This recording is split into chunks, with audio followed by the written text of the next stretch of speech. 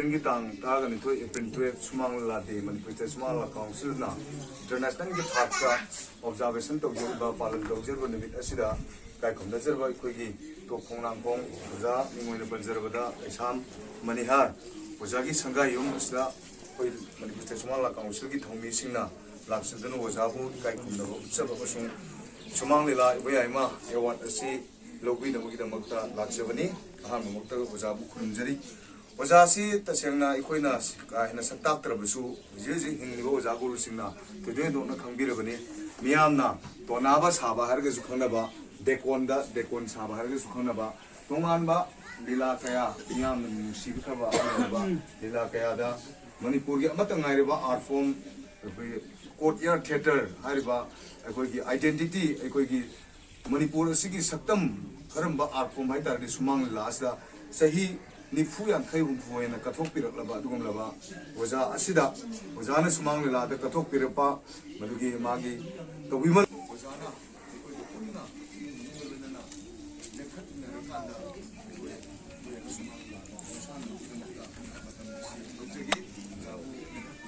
सुमांग लीला awardee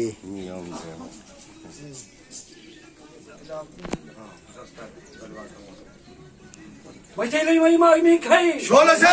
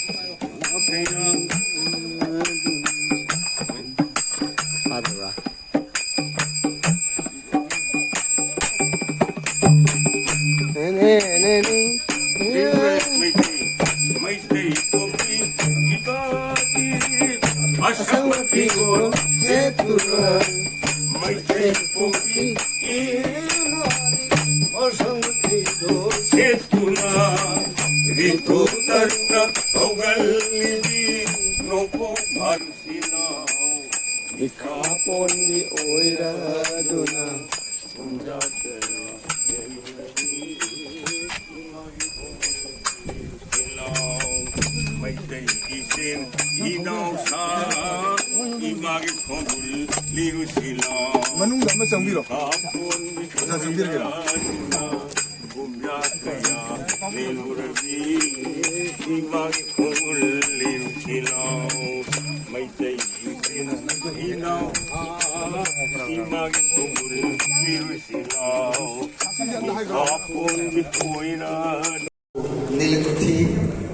Nilkanthar Kambu Kashamthong Marang Parva Tera Urak Marang Parva Kambu Sarangpat Kambu Kusum Galerani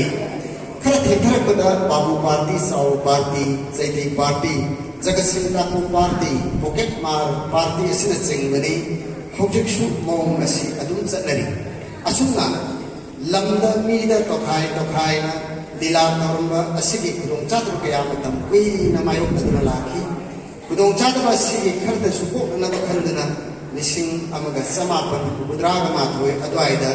All Manipur Jatra Association Samna Amza Gauba Sanstan Alikaki Sumang Nilagi Apun Masaktam Amadi Nilagi Masamo Panana Bakonari Adubu Laibak Tibadagi Sanstan Asigi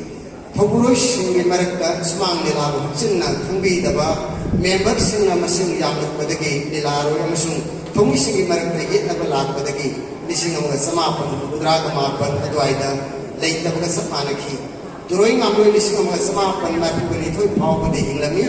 Kaina Tunda Sumang Nilago Masakuna Kanglaba Atsan Bumirising Ayala Pumod Mongol ma'am तू खोबी हर खनबा samurai लाखो Jugeshwar ma'am सैते हर खनबा चंद्र घोष लीला इबा पंजिंग लेकाय बुद्ध चंद्र आयुब खान एक इबोतोंबी doctor पाल थोंगाम नीलो Singh लाइमेव इबोतोंबी ma'am Bir Singh साबा अमसुंग सुमांग लीला बुंगसी बसनाय रब मियोय कया गलोइनना मचोई तानदुना मांग खगदबा निपाई जरबा निपाई कुसिंगनी थंबीरंबा अखोइगे सुमांग लीलाबु कन्ननबा होनरखी लिसिंग अमगा समापन मरफुबा मरीगी April की तारीख 12 फंगखिबा अपुनबा मिफम अमना मणिपुर स्टेट सुमांग लीला काउंसिल कोबा सुमांग लीला लीलारुसिंगी अइबसिंगी ताकि तत्बसिंगी ओइबा पुनबा खुपु सिसेंखि अमत ओइना पुनखिबा कामंद्रबा नुमित असेबु मतन पुंबदा निंगसिंगुना लेहौनबगिदमा लिसिंग अनि दा आर्ट एंड कल्चर की मंत्री ओइबिरंबा डॉक्टर मोरांग थेनरना सही अदुदगी होरदुना अप्रैल 12 असि सुमांग लीला की निमित हैने लाथोकपिखि मसिबु कुंजा परिंग कायदन नसी फाव मणिपुर से सुमांग लीला काउंसिल ना पालोन तोगुना लागी निमित असिना मणिपुर की सुमांग लीला की यावन खोचकता लोइना रखिबा लायोय खबर सुमांग लीला की पाई पुमर मपांग पुनमको मणिपुर स्टेट सुमांग लीला काउंसिल ना नमजबा है लेखरदसु कच्च काय खुन्नरी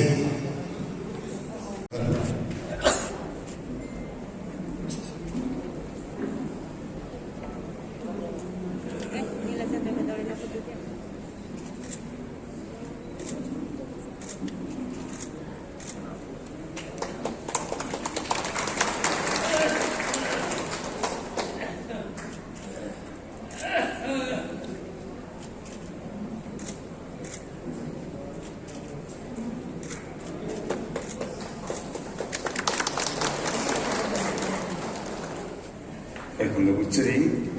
ꯊꯧꯔꯝ ꯑꯗꯨ ꯅꯣꯛꯆꯔꯤ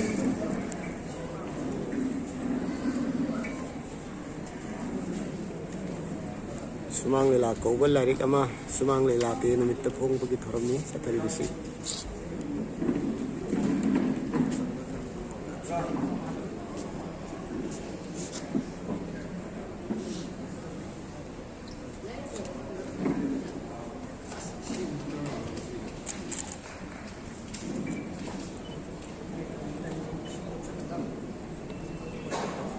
सुमांग लीला बुनुंग सिबिदुना सुमांग लीला की अनौबा इतिहास मा पुवारी मा सेमबग लोइना लाइक होंबगी थौरम गुस्ती सफजरी मे अपुना बुगा अहोबम दे कुमी कुमी दबत होने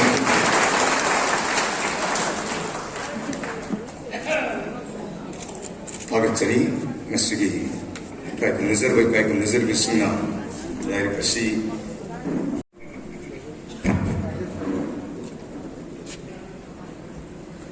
सुमांग लीला की नुमित अप्रैल 12 थोरम असी चथरपा कुमसी चही कुन सुरे सिगुम सुमांग लीला की नुमित असिदा मणिपुर स्टेट सुमांग लीला काउंसिल की पाखोलोय मोइना लाइक असी इननबा खोमजिनबा अमसुं इजेबगी थबक तोजरपा नाइंगोंदा लाइक सी मरमदा वही मा खरादन फुंबुकसु हैना ताकपीबसी लाइक सी मरमदा फुंबुक्त्रिङैदा करिगुम वाफम खरदन आन फुंबुकसगे मदुदि लायोय खरबा सुमांग लीला की लीलारोय याम्बा समुराय लाटुम जुगेश्वर शर्मा अरुगा लेखिद्रबा आइगी याम्बा तामु बिनोद अरुगा लेखिद्रबा आइगी गुरुदेवा आइगी ओजा थिएटर मसुं प्ले राइटिंग की ओजा मियोय हुमसिना सुमांग लीला की मरमदा खोमजिनदना लाइक अमा इखटनबा अइंगोंदा पौताक पिबीबा मतमदा मनायना हाइजखि नाइ स्कॉलर नते पंडित नते लाइक लाइसु यामना हेबी नते अइ मदु मुमजेरोय तौदबे यारोय नंग तौदुमुन सुमांग लीला खनासु लिति मसिगी थबकी तौदबा हाइदना सिने खाइ बटुम बिगी लमजिंग मखादा लाइक असि इखरपा खोमजिन बया खोमजिन बा होरको मतम कुइ कुइदना तामो जुगेश्वर टाइम पांग थाबोखिबा मथंगदा मु तामो जुगेश्वर सिना लेखिद्रबसु बामुनि बोना तौदो थबकी मखा सखगदबनी हाइदना ए लमजिंग लमतापीदना मणिपुर की सकनाइरबा सुमांग लीला की इमिनेंट ओइरबा स्कॉलर कया की मनाक्ता लेबाकी याइतुम फंदुम कया की मनाक्ता कुइ पुदुना सपिरंबा तामो बिनोदना सुमनु मतम साधना लेखिदबा अदुना मरम ओइदना खोमजिनबा याबा मयाम अमा खोमजिनलगा इखटबा याबा मयाम अमा इखटलगा फोंदोकपा ngamdana matam saangna leirakhiba adugi matungda amobi lot leikhidraba matungda hogiba chahi 2013 ki April 12 da lairiki phongdoknaba amu numit lawrurakanda oja sana kaya phongdi ki hakchang amsilattaba amadi leikhidabana maram oidana lairiki phongdana sum leirakibaduna kangahobuna handaki 12 April sida lairiki phongdabi yaroina kakhalak nana igina imung manunggi oiba yam nusingai oba thogongana maram oidana lairikunda mai kongchinba ngamdaba matam oiba matam sida 12 April da di phongdaba yade haidi taksin birakon matam sida amuk lairikunda mai kongchinba matam duna muk sumangla festival amasung tawdori sumangla festival loiragana yausang loiragana 12 April si yausang kana hanjalakto sigi matang sida proklobugi matang da lairika sigi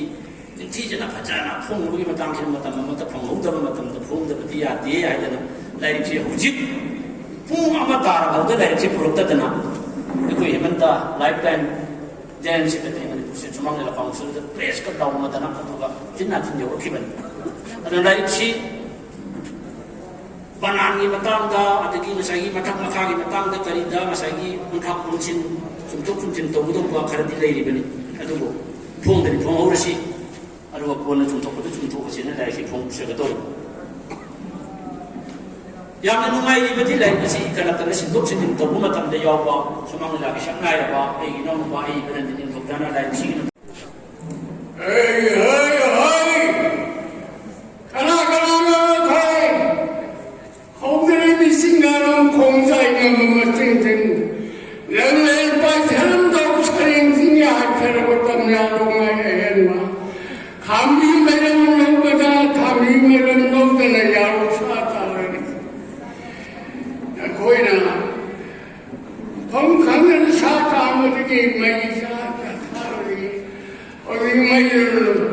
masalah tu, kundas yang berkata itu, noi, ay berarti betul ni, aduna, kau Kadang-kadang insan dalam rumah sedang kami masyarakat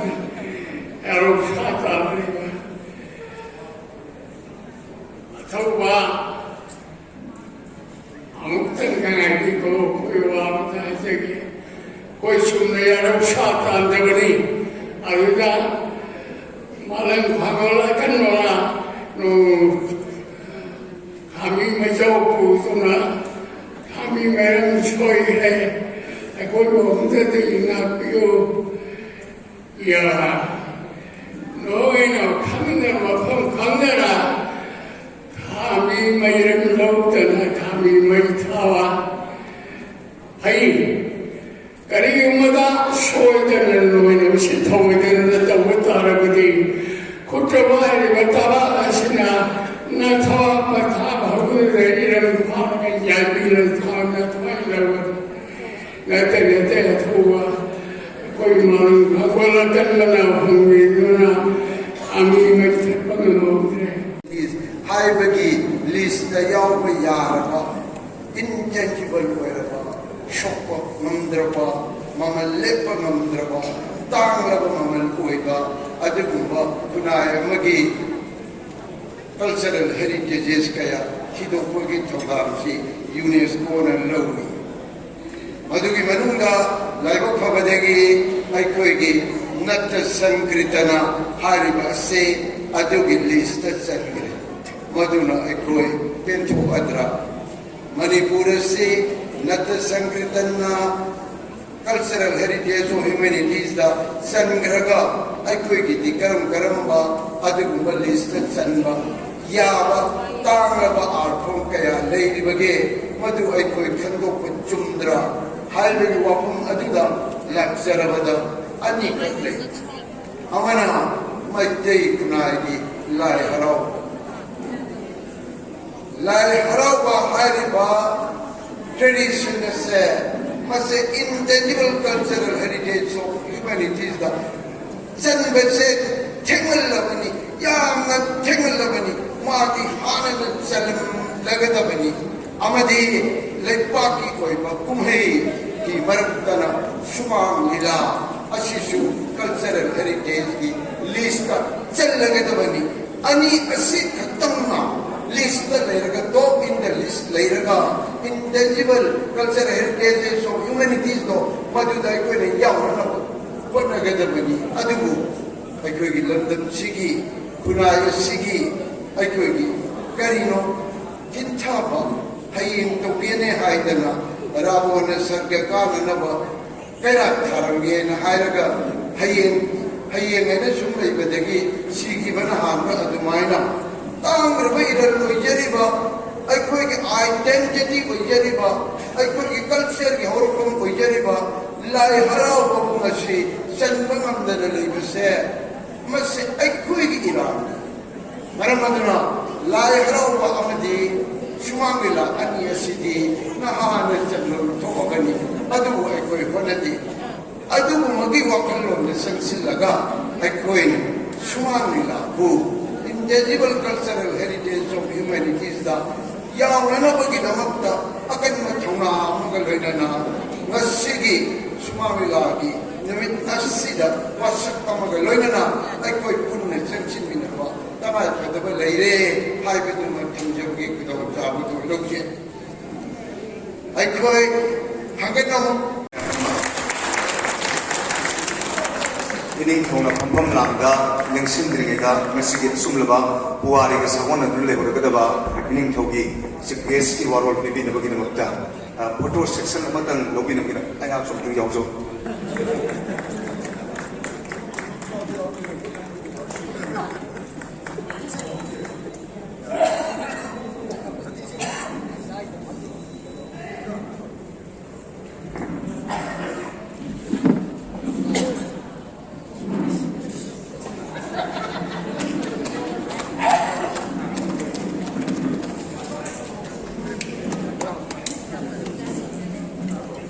Ningkoga kokmana matang sinjari.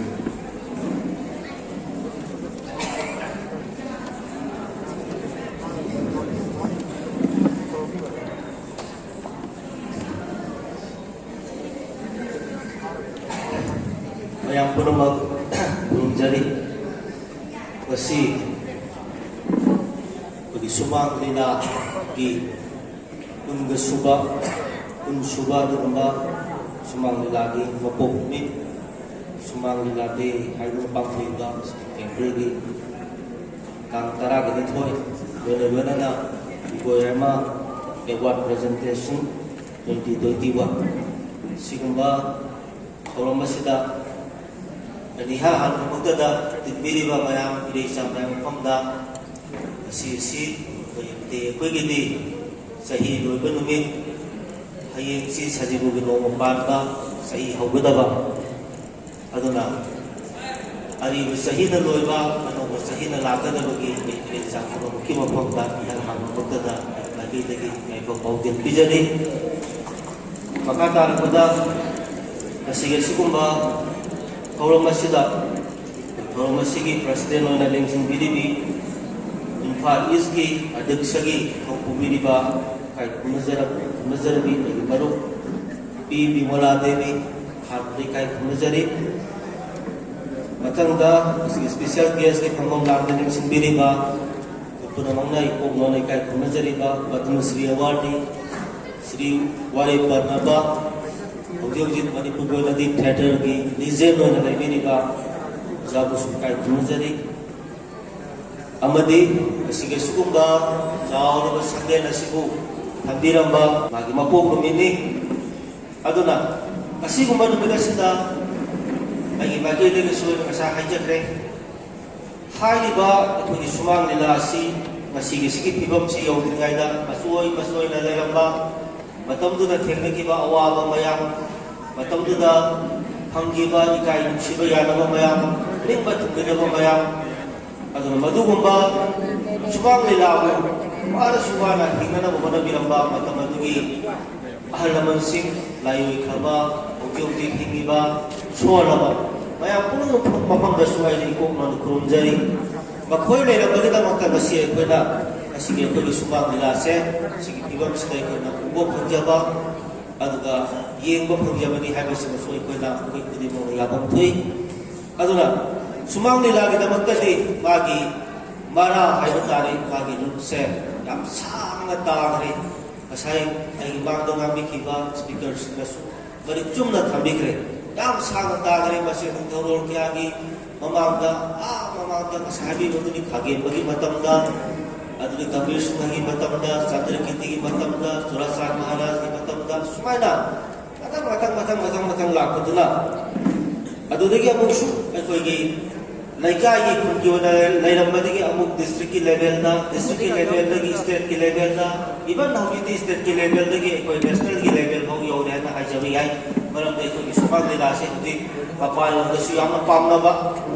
yamna akoi khawrang na akoi yengna akoi ngai ba adumba akoi art form oirebani aduna masigi asamba warisi aina yam sang kunjadra su mayam na khagire adu timbiri ba mayam su tasing haragadi akoi nang sidagidi akoi kutta dol ba dila kawudori ba mai mayam si khani biram gani aduna yam hena aina adu ada haina hajadra su masai habiba akoi ngasi kai thumnajari ba akoi honorable chief minister yamna ilamdam sibu siba kala yamna yokhatningba adu ahal naman sibu thuro henona yamna tigi ବ୍ୟବହାର doba si kasi thabolor ngang chappa paba duba akoi musingba mani aduga nungai jaba mana khaksu hariba sumang manipur state sumang lila council ki advisor su ibe na sai ko takki aduna asai ko gi oza wari pana oza ni oza wari pana bana takki ramba yamna nungai tama basi bawa tu sumang lila ki dapat state ga mengi baki dagi ko gi siki ama bawa ko budget ta happy day hai nu takki base ai ta bada yamna nungai jade aduna ai baki dagi ai honorable minister da sana ai masig awaba mayam si wari si jaraga anda kiti kitang kuyo na gadaw mali ito lakad ba matang isahida kung sumang nila gida magda matit jaba ito budget ama seman na bugi taksan na do pwede thongdang ito ay lawjage ay kaya jangdang na thangdari at hajan yung badi hanggasan yung badi mayam mamalay adubo masagi tanja sana ba hayo dare kugi mayam ko hay binumba ko nang ko sakto si kasu mayam na yam na adumda jangbira baroy aduna ay wapam kal se tendang na thamjaraga ay mayam ko mo kukulje